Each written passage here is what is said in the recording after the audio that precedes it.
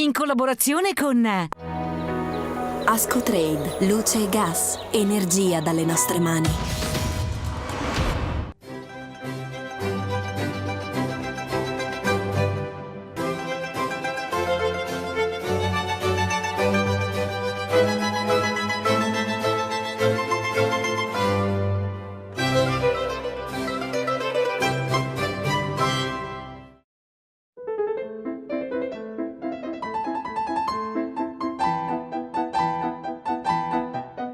Tempo di ciliegie, ma guardate cosa sta producendo il tempo meteorologico. Benvenuti a un'altra avventura di agricoltura veneta. Siamo in provincia di Treviso, siamo a ridosso di Montebelluna e vi vogliamo raccontare i danni che sta facendo il maltempo alla produzione frutticola. Siamo in un'azienda agricola davvero particolare perché oltre a questa produzione vogliamo raccontarvi anche la storia di, diciamo quasi un sognatore, uno che ha detto: io adesso la frutta la voglio dare direttamente ai miei clienti perché sappiano e soprattutto gustino questa qualità, una qualità particolare al punto tale che se la vanno a prendere direttamente sugli alberi. E allora veniamo a sentire qual è la storia proprio da Domenico Marcolin, che è il responsabile nonché l'ideatore di questa storia. Intanto buongiorno. Buongiorno. Senta, ma cosa ci fa un ragioniere, anzi uno che è andato in banca e poi si è convertito a diciamo fare il produttore? Passione mi viene da dire come prima parola. Nel senso che il passaggio, nominato appunto l'ex lavoro, il precedente lavoro, non è stato così banale e scontato, ma in casa si viveva da sempre il mondo della frutta e ne ero attratto. Mi viene da dire, da bambino sognavo ciliegie, era il frutto mio preferito e non a caso penso oggi sto ancora producendo ciliegie, dunque passione in primis. Però l'idea di poterla dare direttamente in mano al cliente, ma soprattutto che sia il cliente che se la va a raccogliere, da dove viene fuori? Beh, l'idea è partita semplicemente dal fatto che per me raccogliere la ciliegia è una goduria, come raccogliere anche l'albicocca o anche albicocche è una goduria, mi piace. Poi è vero che se uno la raccoglie per 8 ore al giorno diventa una gran rottura di scatole. Ovviamente dunque è scattato il pallino di dire perché non mi tolgo anche i costi della manodopera di raccolta e faccio fare un qualcosa di bello se non fatto tutto il giorno. Va bene, adesso noi ci fermiamo un attimo per i titoli e poi proseguiremo in questa storia davvero particolare. Pioggia, grandine, se non addirittura neve, il maltempo di primavera ha già compromesso produzioni frutticole d'orticoltura, ma a rischio sono anche le semine e le nuove piantumazioni. Acquistare raccogliendosi frutti dalla pianta a Montebelluna, nel Trevigiano, una delle prime esperienze venete di vendita diretta per ciliegie e albicocche. Il cliente, anziché trovarle nelle ceste, le stacca direttamente dal frutteto. Prima il secco, poi la pioggia e il freddo hanno messo letteralmente alla fame le api venete, sciami decimati e produzione del miele d'acacia totalmente azzerata. Gli apicoltori chiedono lo stato di calamità naturale. Il Ministero della Salute dice no all'uso di canapa e cannabidiolo nell'alimentazione animale, precisando che quest'ultimo e gli altri fitocannabinoidi non sono considerati materie prime ma additivi e che al momento non possono essere utilizzati.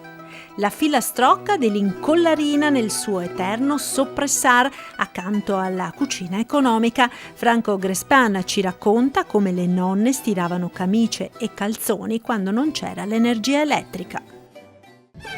Domenico Marcolin, partiamo da questo cartello e dal fatto che voi avete coperto tutta la produzione. Sì, l'ho sentita una necessità coprire tutta la produzione del frutteto con le reti antinsetto, causa soprattutto di un nuovo insetto che è arrivato qui da noi, era il 2014, e costringe il cerasicoltore, produttore di ciliegie, a fare ripetuti interventi insetticidi in prossimità anche della raccolta. Ecco, invece lei così interventi ne fa pochissimi, praticamente nulli. Allora, mi verrebbe da dire che abbiamo cercato di far qualità sia dal punto di vista gustativo, ma appunto la salubrità non la mettiamo in secondo ordine. E proprio per questione di salubrità qui riusciamo a chiudere subito dopo la fioritura le reti e dunque da quel momento le ciliegie non subiscono più alcun trattamento insetticida. Senta, parliamo un po' anche del maltempo. Voi avete salvato dagli insetti, però il maltempo vi ha un po' corrotto la produzione. Certamente sì. Anno problematico sicuramente.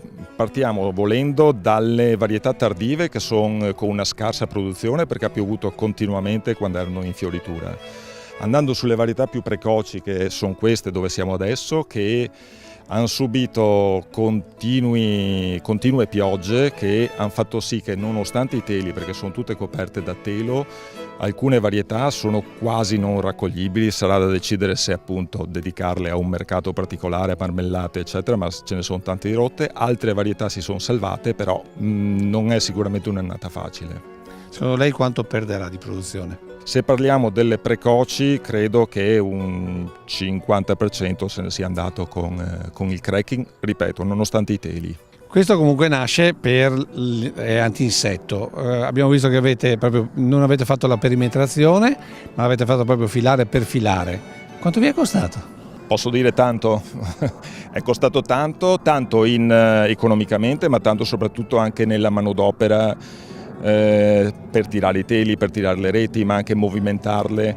Basti pensare che qui appunto quando si comincia ovviamente non si raccoglie sotto la rete va arrotolata e dunque il mattino c'è sto lavoro di sganciarla da sotto e va arrotolata fin su e poi si comincia a raccogliere. Costa soprattutto in manodopera, sì. Andiamo a vedere adesso come funziona. Allora adesso con Nicoletta tentiamo di entrare. Solitamente queste le arrotoliamo al mattino, sì, l'abbiamo già detto prima. Per questa occasione. Eccoci qua, hai visto che siamo all'interno. Allora, adesso ci descrive il prodotto. Come sta andando? Allora, qui ovviamente possiamo avere qualche esempio di ciliegia rotta e sicuramente nonostante il telo, ce ne sono parecchie anche di buone, però c'è parecchia anche roba crepata. Però adesso la sentiamo con gusto. Varietà. Uno che viene qui e che si raccoglie le ciliegie, quanto risparmia? Allora, solitamente tolgo in maniera anche abbondante quelli che sono i costi della raccolta, ossia solitamente faccio un euro di sconto a chi si raccoglie la ciliegia. Se uno vuol farsi i conti velocemente, un bravo raccoglitore i 15 kg all'ora li fa, forse anche di più, dunque lo sconto c'è tutto. Poi naturalmente c'è la soddisfazione di poter raccogliere. Credo sia appunto bello anche raccoglierle e poi nessuno a me capita che dica ma da dove arrivano ste ciliegie, se le raccolgono e più certi di così della provenienza non possono essere. Bene, adesso noi ci fermiamo per le notizie dal mondo dell'agricoltura e poi sentiremo proprio un cliente. Annata difficile per le api venete, a sottolinearlo l'Associazione degli Apicoltori Regionale, che dà già per azzerata la produzione del miele di acacia. Il caldo inusuale e la siccità di marzo-aprile, seguita dalle continue piogge, dal freddo e dalla neve di maggio, hanno di fatto azzerato la produzione. Il poco nettare raccolto le api lo hanno consumato per poter sopravvivere. Se il clima prosegue così, anche le prossime fioriture, tiglio, millefiori, castagno, rischiano di essere compromesse. L'Associazione Regionale Apicoltori del Veneto chiede alla Regione che intervenga con lo stato di calamità per il settore. Ammontano 150.000 euro i contributi assegnati dal GAL Patavino a consorzi ed altre realtà di promozione dei Colli Euganei. Un sostegno ai prodotti locali di qualità, ma anche a progetti che valorizzano l'immagine delle DOC e delle DOCG, con particolare attenzione alla produzione biologica. La Giunta regionale del Veneto ha approvato 2 provvedimenti di attuazione del programma di sviluppo rurale 2014-2020. Il primo, da oltre 26,2 milioni di euro, è per interventi di incremento e per il miglioramento della coesistenza tra le attività agricole e fauna selvatica, ma anche per la diversificazione delle imprese agricole mediante investimenti nella produzione di energia da fonti rinnovabili negli allevamenti. Con il secondo provvedimento la Giunta ha stanziato 8 milioni di euro a sostegno delle aziende presenti nell'Unione Montana Agordina, l'Unione Montana Comelico, l'Unione Montana Spettabile Reggenza dei 7 comuni e il contratto di Foce Delta del Po. Il Ministero della Salute ha diffuso una dettagliata nota di chiarimenti in merito all'uso di canapa, cannabis sativa e cannabidiolo CBD nell'alimentazione animale, precisando che quest'ultimo e gli altri fitocannabinoidi non possono essere considerati materie prime ma additivi e che al momento non possono essere utilizzati.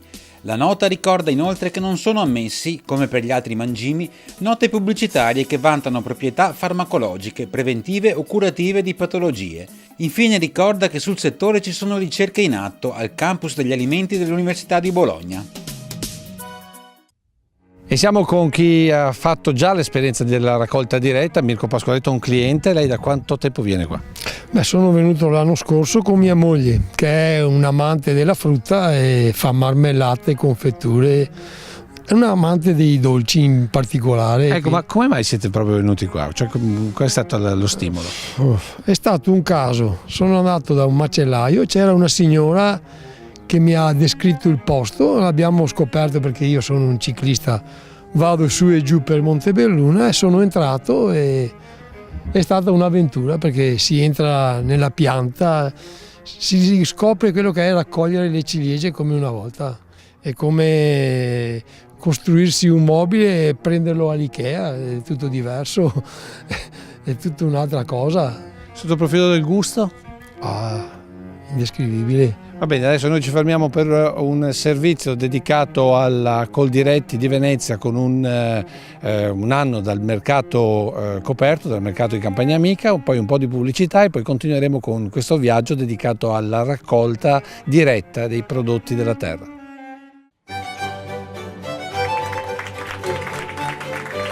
C'è la torta, ci sono gli invitati e c'è pure la canzoncina degli auguri per il primo compleanno del mercato coperto di Campagna Amica a Mestre.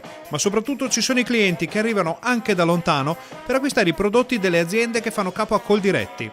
Il mercato nelle città è nel DNA dei veneti, sia di quelli che fanno la spesa che di quelli che portano in centro i prodotti che hanno coltivato con amore e passione. Gli auguri al mercato, auguri alla Coldiretti che ha permesso questa bella iniziativa nel centro di Mestre. Io vengo qui quasi ogni sabato perché trovo prodotti fantastici e soprattutto ho il piacere di conoscere le persone che li coltivano.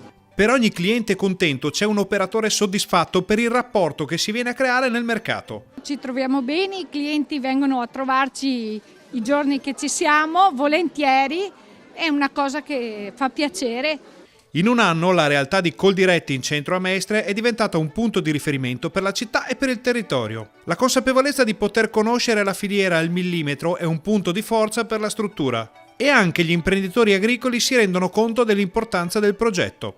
Non è facile partire in centro a Mestre con una nuova iniziativa commerciale dove già c'è di tutto e di più, ma qui vince la distintività dei prodotti agricoli del territorio che abbiamo proprio chi li produce che ci mette la faccia anche per venderli. Una proposta che verrà ripresa e adeguata a molte altre città. Noi nei nostri mercati tradizionali oramai si sono espansi su quasi tutti i centri dei comuni. Oggi siamo partiti un anno fa con questa esperienza che vogliamo traslare nei centri delle principali città di Venezia. Il suono della bretella in sottofondo, un inquadratura davvero particolare. Domenico Marcolini, per la seconda parte di Agricoltura Veneta dove ci ha portato? Qui siamo sulla bassa montebellunese, siamo quasi ai confini con Trevignano, comunque in Montebelluna, e questo secondo me è uno degli angoli più belli della campagna montebellunese, secondo me il più bello della campagna montebellunese.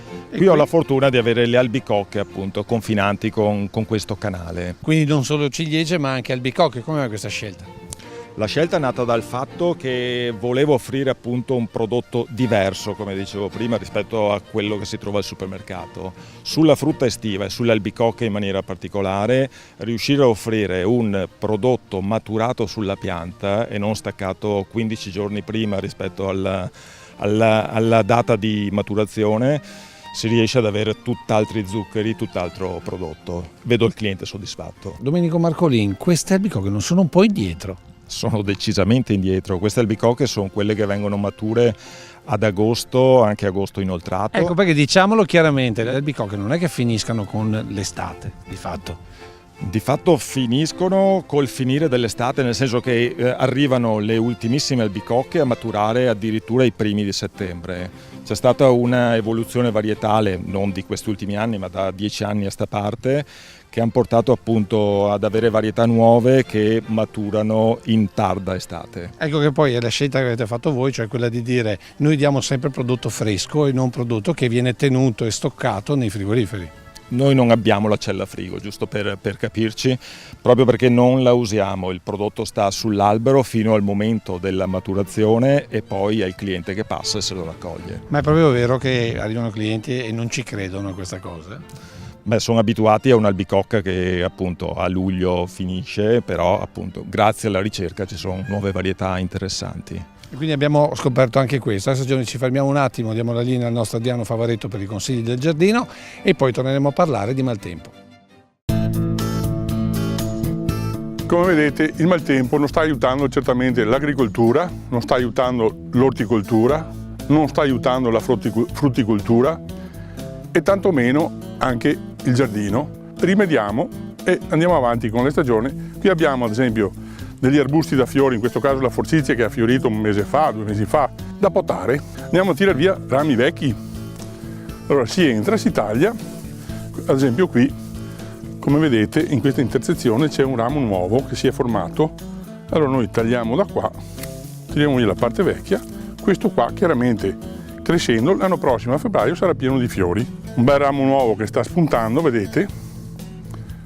Io tiro via tutta questa parte qua legnosa vecchia che ha già fiorito chiaramente e lascio spazio a questo. Nello stesso tempo però, facendo questa potatura, stimolo lungo il fusto a far sì che altre gemme si mettano in movimento e quindi si creano rami nuovi. Qui certamente abbiamo una spirea, anche questa appena terminato i fiori, la spirea di contrasto, termina quella, inizia questa con i fiori bianchi, a cascata erano pieni di fiori bianchi. Io prendo in mano il ramo, vado a vedere dove posso trovare dei rami che mi possono sostituire quello che andrò a tagliare, ma vedendo che è abbastanza vecchio sto qua, lo taglio in questa zona qua, lasciando questi freschi.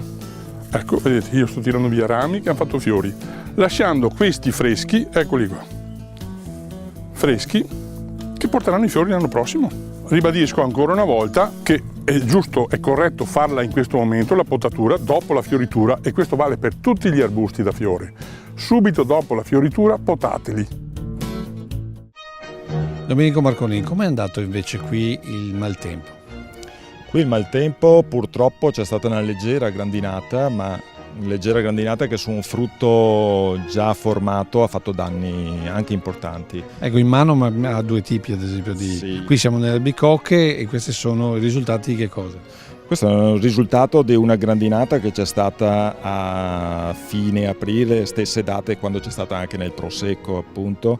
Ha colpito in maniera decisamente leggera, tanto che se si guardano le foglie non ci si accorge neanche, però sul frutticino in formazione ha sicuramente danneggiato. Ce ne sono diverse come queste più danneggiate, altre quasi niente, ma appunto diventa un prodotto rovinato. Ecco, se nelle ciliegie il prodotto rovinato è al 50%, dicevamo prima, con l'acqua, qui invece quanto siamo? Beh, qui sulle varietà, io ho varietà precoci fuori rete antigrandine, varietà medio tardive sotto rete. Sotto rete si sono salvate, fuori rete che sono queste, di segnate ce n'è una quantità importante, che ne so, l'80% dei frutti è segnato da grandine. Ecco, ma questo tipo di frutto che magari la grande distribuzione non prende, voi che invece avete la clientela che viene direttamente sul campo, cosa fate e che cosa dice il cliente?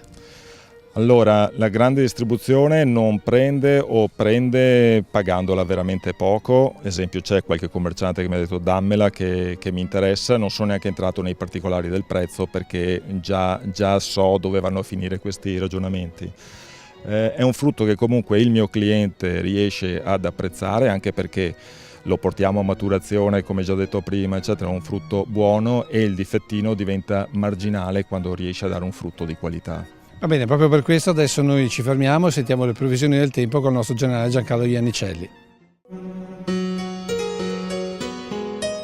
Ad un malanno grave segue poi una guarigione graduale, lenta, e noi purtroppo in queste ultime settimane abbiamo avuto un malanno grave, molto grave, con precipitazioni abbondanti, anzi abbondantissime, e soprattutto temperature che si sono mantenute ben al di sotto della media, qualche volta addirittura di fine inverno. Ora è migliorata la situazione, però come dicevamo il miglioramento è graduale e soprattutto piuttosto lento. L'anticiclone delle Azzorre, che dovrebbe essere l'artefice vero di una bella stagione, si mantiene timido sull'Atlantico, quindi è pensieroso nello spostarsi verso di noi. Questo favorisce ancora il passaggio di qualche sistema perturbato che, sebbene attenuato, ci interesserà ancora. Quindi più in pratica cosa succederà? Per domenica abbiamo una nuvolosità, dopo la nuvolosità irregolare di oggi anche per domenica avremo una nuvolosità irregolare, anche a tratti intensa, che però lascia degli spazi di sereno, quindi una vera variabilità. Però complice le temperature che velocemente si sono portate oltre i 25-26 gradi, ecco, daranno un contributo alla dar vita a dei fenomeni di instabilità, per intenderci a dei temporali, dei piovaschi e nulla più, naturalmente con più frequenza a ridosso dei rilievi e sui rilievi stessi. Poi abbiamo lunedì purtroppo un peggioramento, ecco che si inserisce un sistema perturbato più organizzato e questo porterà a un cielo coperto e precipitazioni diffuse. Dovrebbe essere solo lunedì, poi da martedì fino a venerdì una nuvolosità sì che lascia spazi di sereno, non dovrebbero esserci fenomeni diffusi, anzi non sono previsti. Per sabato, ma questo lo confermeremo, quindi si parla di quest'altro sabato, avremo un peggioramento con ancora qualche fenomeno di instabilità e poi domenica un miglioramento, ma ripeto il tempo è talmente variabile, ormai abbiamo il tempo primaverile tipico, quindi le previsioni risultano ancora più difficili. Le temperature, ecco, abbiamo avuto un picco adesso di 25, 26, 27 gradi, da sabato, già da oggi, poi per domani e i prossimi giorni le minime rimarranno in media, le massime invece arrivano a 22, 23 gradi, a ridosso dei rilievi 21, 20 gradi, quindi si riabbassano un'altra volta. È tutto. Senta Domenico Marcolini, siamo alle conclusioni, ma la domanda risulta spontanea. Con questa attività quasi pionieristica, insomma, si guadagna, ci si vive? Direi di sì, è stata una scommessa e dire che è una scommessa vinta sinceramente è presto. Vedo tutti i presupposti per dire che può funzionare, vedo un cliente soddisfatto e quando vedo il cliente soddisfatto secondo me anche dal punto di vista economico vuol dire che la cosa regge. Insomma i soldini ci sono, lo consiglierebbe a un giovane imprenditore, magari un ragazzo che è eredita un pezzo di terra dal nonno e non sa cosa fare? Lo potrei consigliare se ci sono le condizioni per farlo, nel senso che non è semplice anche tutta la gestione della clientela, la gestione lo sfalcio continuo dell'erba che adesso vedete alta, ma quando ci sarà la produzione è un continuo sfalcio. Ci sono 1000 attenzioni da avere verso il frutto, verso il cliente, però dico perché no. Insomma ci vuole la passione, questa è la cosa importante. Decisamente sì. Senta, parliamo invece del maltempo. Il maltempo quanto inciderà nel vostro bilancio quest'anno? Allora, dobbiamo ancora staccare il primo frutto ed è difficile dirlo adesso. Mi verrebbe da buttar lì una cifra 20-30%, tenendo conto che le varietà tardive di ciliegia si sono impollinate poco, sono dunque scarso. Le varietà precoci c'è del prodotto rotto, crepato, eccetera. Qui, come dicevo prima, ci saranno degli sconti da fare per il cliente che si porta via l'albicocca comunque segnata, 20-30%, ma ripeto. I conti si faranno alla fine. Senta, per ultimo, lei fa parte di una sorta di nuova imprenditoria agricola che guarda anche molto al digitale, perché il rapporto con il cliente deve essere quasi quotidiano. Quindi informare il cliente significa fidelizzarlo. Significa fidelizzarlo, ma infatti se lo faccio entrare in campo, lo faccio raccogliere l'albicocca. Sì, io sono innamorato e sono appassionato di questo albicocche, ma la mia speranza è quella che anche il mio cliente diventi appassionato di questo frutto e di questo frutteto. Bene, con questa aspirazione si conclude questa puntata di Agricoltura Veneta. L'ultima parola come sempre a Franco Grespan, i suoi attrezzi agricoli e soprattutto i nostri proverbi, e come sempre noi ci vediamo la prossima settimana. Arrivederci. Arrivederci.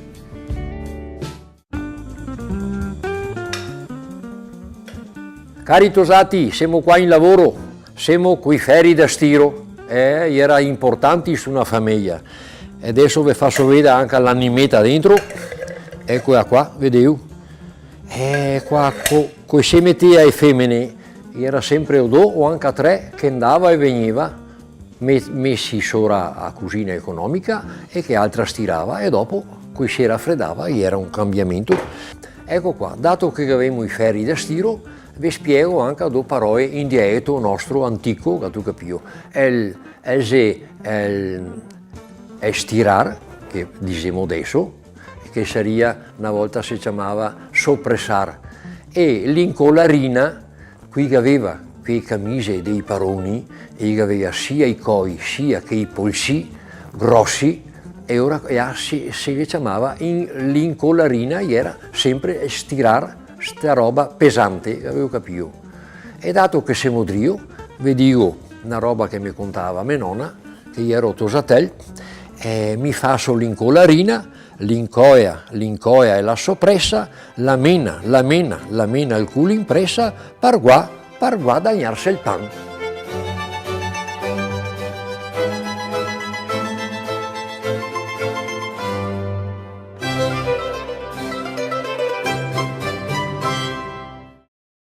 In collaborazione con Ascotrade, luce e gas, energia dalle nostre mani.